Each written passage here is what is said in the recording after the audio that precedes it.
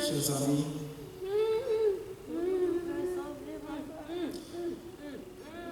chers membres de la famille et frères et sœurs,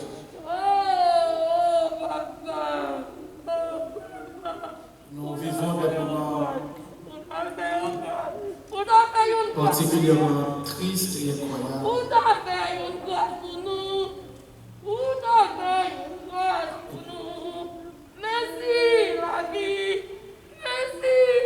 Et la cérémonie de ce matin en est une preuve que la vie ici-bas est fragile.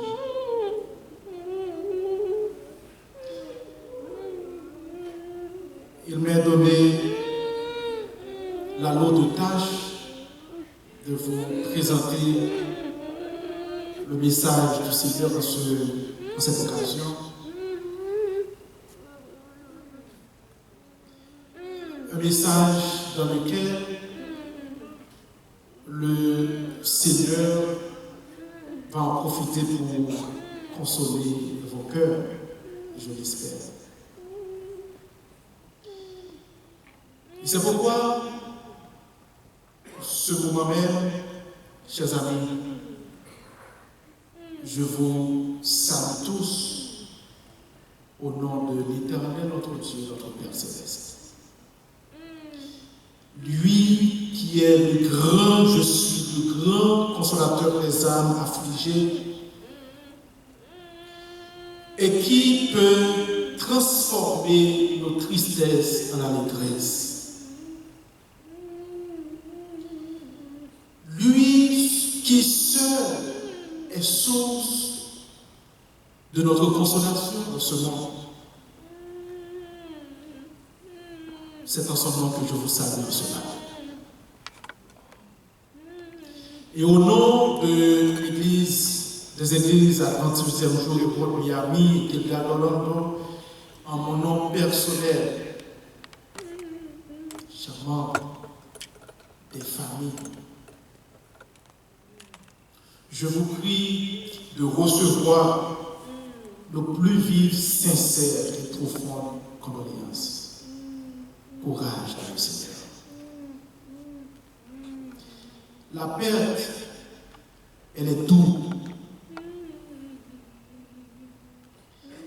Mais votre consolation dans le Seigneur sera aussi douce au nom de Jésus. Et les bénédictions que le Seigneur a en réserve pour vous seront proportionnelles à vos angoisses et vos tristesses. Nous souhaitons ardemment que le Seigneur non seulement vous bénisse, mais vous aide à trouver le courage nécessaire pour la consolation de vos cœurs endoloris. Ce matin, je n'ai pas vraiment l'intention de vous sermonner de manière classique. Je n'ai pas la prétention non plus de vous présenter des paroles, des mots pour vous faire oublier vos douleurs, vos souffrances. Parce que, en réalité, c'est un moment inédit. Ce n'est pas facile, c'est pas facile pour capable de joindre non feu des grailles, Madame Marie en même temps, pas facile. Donc c'est dans cette situation est vraiment déjà douloureux et triste. Donc je ne suis pas venu là, je ne suis pas venu avec intention pour nous faire oublier le moment et enlever la tristesse dans le cœur. Mais cependant, comme j'ai la responsabilité de vous présenter Le salut du Seigneur, je vais essayer de le faire en toute humilité. Parce que, bien que moi limité dans la capacité de pouvoir, même qu'on ait gagné un monde qui n'a pas gagné limite. Et que ça que moi, je ne suis pas capable de faire pour nous, il est capable de faire pour nous. Non, c'est Jésus de Nazareth. Jésus capable de consoler nous. Jésus capable de faire nous grand courage. Jésus capable de nous force pour nous continuer à vivre, même si nous vivons ça, son vie est chargée. Et Jésus capable de combler vide que Carole et Esaü laissé dans la vie nous. Ça a été pour nous le fait que nous allons une vie qui crée dans le cœur, dans la vie nous. Il y a une habitude que nous avons gagnée, nous pas perdu.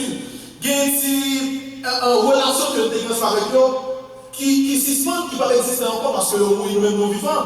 Mais Jésus peut les remplacer et peut combler cette vie dans vos vies. Et c'est pourquoi, chers amis, je vais vous présenter ce message dans le nom de Jésus avec ce thème « Ne pleure pas ». Ne pleure pas. Une fois Jésus a rentré dans une ville, il était accompagné de disciples avec une foule de gens. Et à la porte de la ville, Jésus était rencontré ensemble avec une maman qui était déjà perdue, Marie, et qui maintenant perdu unique garçon que lui gagné. Donc, cette femme avait une double perte. Il perdit tout espoir de vie, il perdit tout ça qui était capable de construire comme source de gain pour lui dans la vie. Donc, parce qu'elle a perdu Marie, il a perdu petite lui. Il a perdu tête tout. Parce que dans la société, ça, sans petit garçon, sans mari, fille, pas de valeur. Et Jésus rencontré avec cette femme à la porte de la ville de Naïm. Et ayant ému de compassion pour la femme, Jésus dit à la femme, ne pleure pas.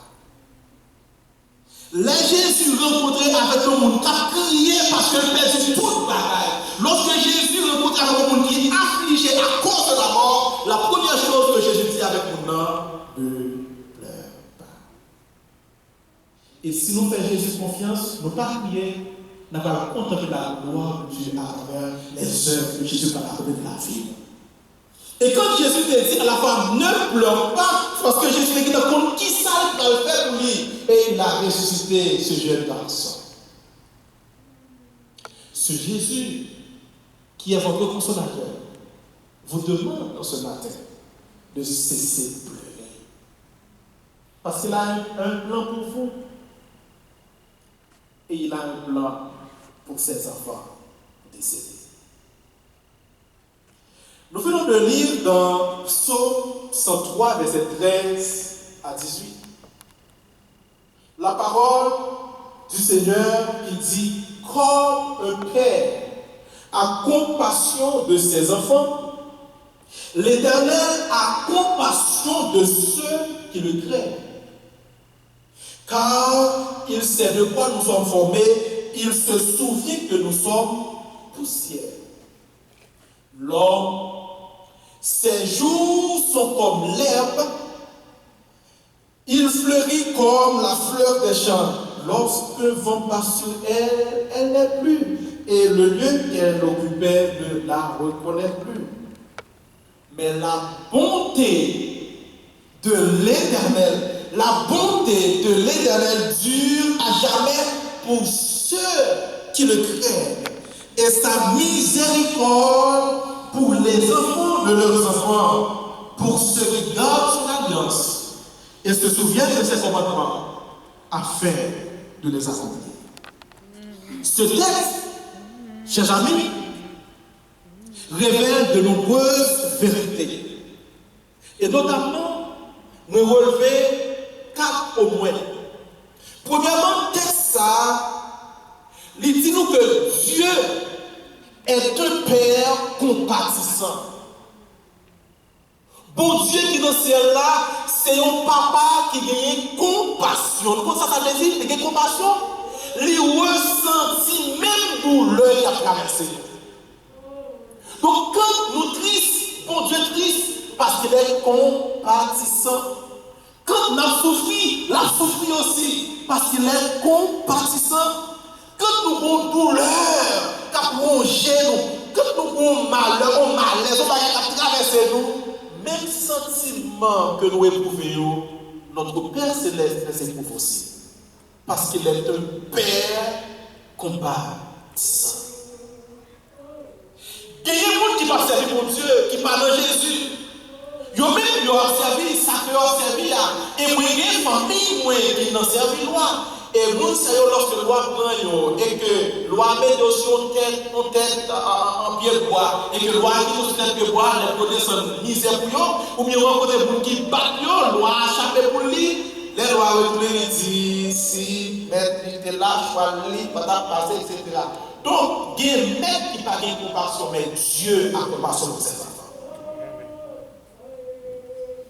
Donc, il y a un monde, il y a un être. Le problème, c'est pour eux. Mais Dieu, le problème, il campe ensemble. Et il a dit dans sa parole, si tu traverses les eaux, je serai avec toi. Parce que notre Père Céleste est un Dieu compatissant. Ce texte nous dit aussi que la vie de l'homme est fragile et éphémère. Parce que pièce dans nous qui l'a, qui a existé tout le temps sur terre là, qui ont l'air de tout le monde. Alors si on conserve dans le matin, préparez-vous pour la mort. Parce que nous devons mourir un jour. Nous comptons sur le monde qui n'a pas de gens pour sur terre là, le monde qui n'a pas de gens pour la naissance là. Le monde qui n'a pas de gens pour la naissance là, nous n'avons pas besoin d'espérer à mort parce qu'il n'est pas né. Mais les morts nés ou vivre, ou même d'espérer à mourir un jour. Bien que au retour de Jésus-Christ, on comprend qu'il a parlé d'un vivant. Probablement. Mais même quand on parle d'un Jésus vivant, mais avant le retour de Jésus, tout le monde aspire à mourir un jour. Et personne ne connaît le jour de leur mort. Esaü, Marie-Jo, le païen va arriver. Je mourir. Parce que le texte dit, les jours de l'homme sont comme l'herbe. Nous-mêmes qui la caille, nous tous nous qui gazons la caille, tous nous qui gazons. Gardez gazons pour nous. Quand nous faisons monter, nous passons sur eux et puis nous coupons. Et puis quand nous finissons de couper, nous séchons. Ou bien quand le temps finit, nous séchons. Et puis, nous mourons. La vie de l'homme est éphémère et fragile. Donc, vie ça que nous gagnons tellement fragile que nous avons besoin de gérer selon la volonté de Dieu. Parce que nous sommes capables de perdre facilement. Et troisième bagage que le texte a lui-même, il a fait attention que nous révélons, c'est que le texte nous dit que la bonté de Dieu est plus grande que la mort. La bonté de Dieu est plus grande que la fragilité de l'homme. Parce que le texte dit, lorsque le vent passe sur l'herbe, elle n'est plus. Et le lieu qu'elle occupait ne la reconnaît plus, mais la bonté de l'Éternel dure à jamais pour ceux qui lui craignent. Donc la bonté de Dieu est plus grande que nos souffrances. La bonté de Dieu est plus grande que la mort. La bonté de Dieu est plus grande que la fragilité de la vie. Et c'est pourquoi, chers amis, frères et sœurs bien-aimés, la bonté de Dieu est tellement grande et puissante que les gagnants capacité pour lui rendre éternel tout ce qui est éphémère et passager. La bonté de Dieu, quand la bonté de Dieu se manifeste dans la vie de quelqu'un, cette personne en même temps peut espérer mourir le jour, mais cette personne a aussi une double espérance, une double aspiration. Même si la vie, la passagère, mais la bonté de Dieu peut rendre éternel tout ce qui est passager dans notre vie. Et c'est pourquoi il est important, en vivant, de choisir de vivre pour Dieu et selon la bonté de Dieu. C'est pour nous accepter notre vie, pour nous bénéficier, pour nous recevoir la bonté de Dieu, parce que c'est seule bonté de Dieu capable par nous d'un espoir qui allait au-delà de la mort. Et espérons ça, ces amis qui mourent aujourd'hui ont été gagnés. Parce qu'avant même qu'ils aient mouru, ils ont déjà accepté Jésus dans la vie.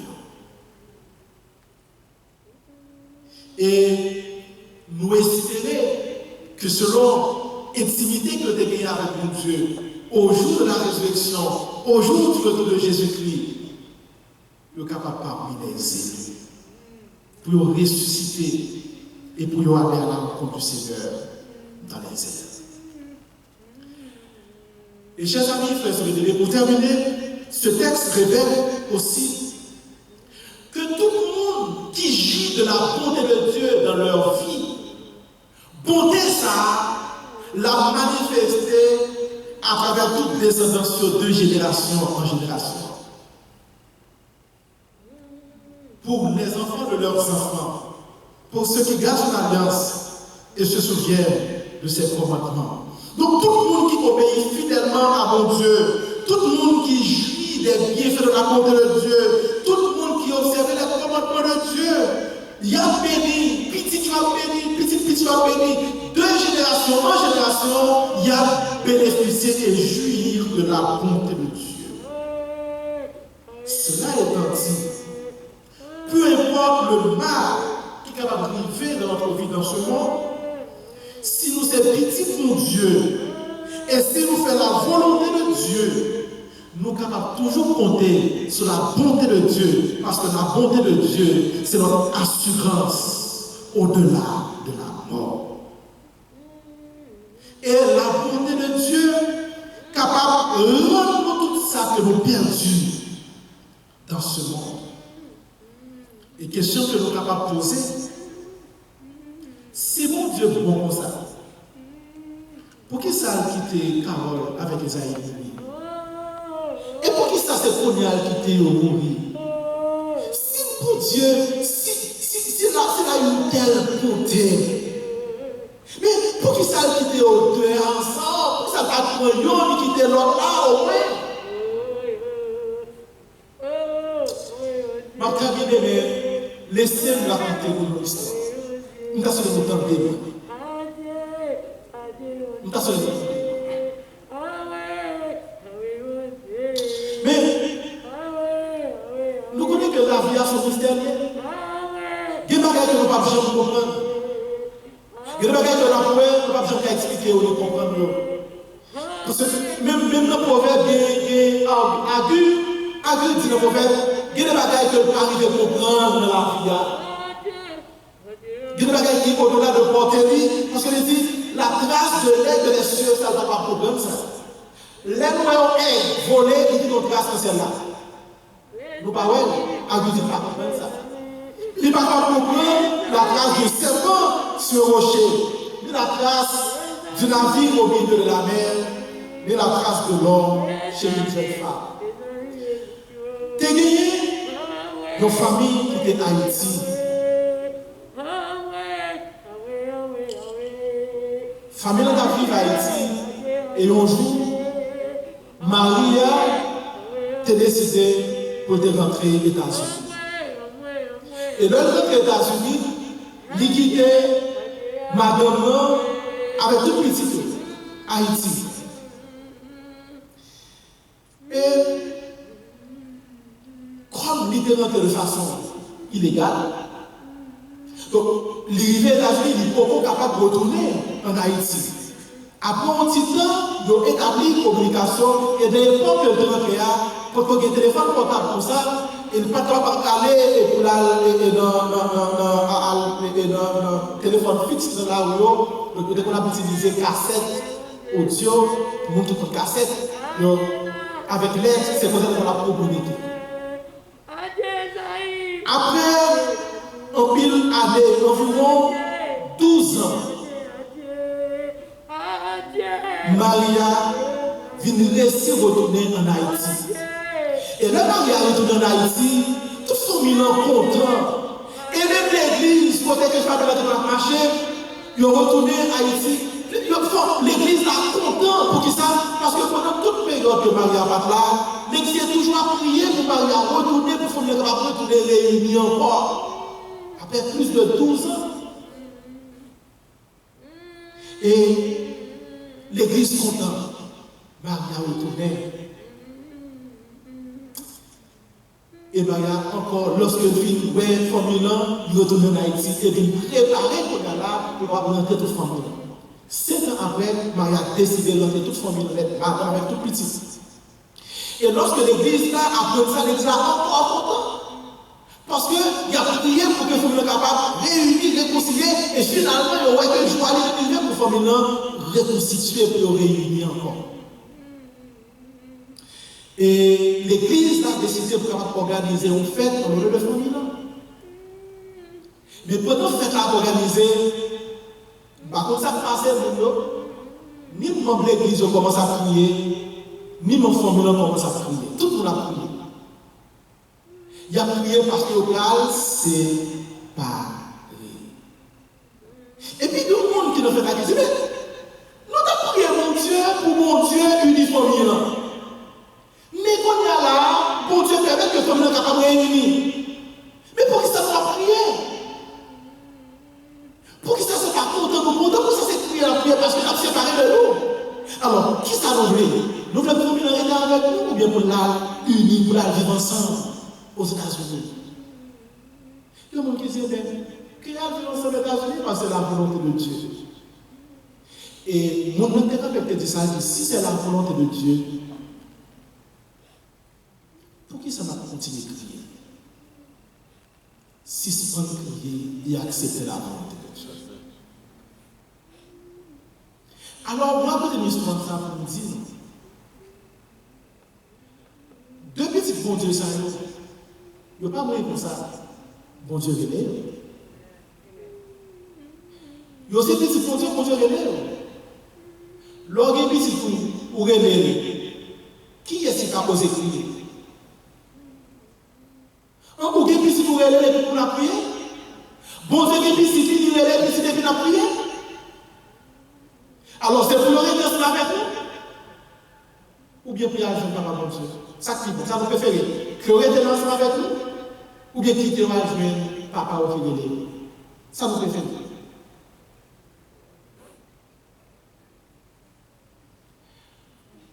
Si nous voulons continuer de prier, imaginez si on a arrivé là, ça va faire. On a pris une innovation, on a pris sortir dehors. Bon Dieu et les petites filles, que la volonté de Dieu soit faite. Les bons dieux de Enoch, après Enoch passé 300 ans avec la Pachée, qui est-ce qui t'a crié? Les bons dieux de Élie, après Élie fin accompli le travail que tu fait pour Dieu. Qui est-ce qui t'a crié? Et que bon Dieu te fait Élie monter dans le char dans le ciel.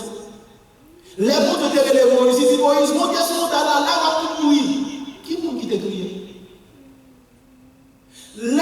Jésus est venu ressusciter, lui monter dans le ciel là. Bon Dieu te relève. Qui est-ce qui t'a crié? Les bons dieux et les petits filles. Qui m'ont osé crier? Alors, au lieu pour nous crier, pas peut-être nous réfléchir à tête. Pour nous voir dans quelles conditions que situation la vie marquée lorsque bon Dieu vient. Qui juste à pour nous. Est-ce que nous avons assurance au retour de Jésus-Christ d'après la vie éternelle? Parce que tout le monde dit que le petit lit, il est pour mettre en réserve pour le retour de Jésus. Il met en réserve pour le retour de Jésus. Et au retour de Jésus-Christ, les morts en Christ qui a ressuscité et après aller monter dans le ciel pour aller rencontrer Jésus le Messie. Est-ce qu'on a bien assuré ça? Que le Seigneur vous soit en aide et vous console par cette parole.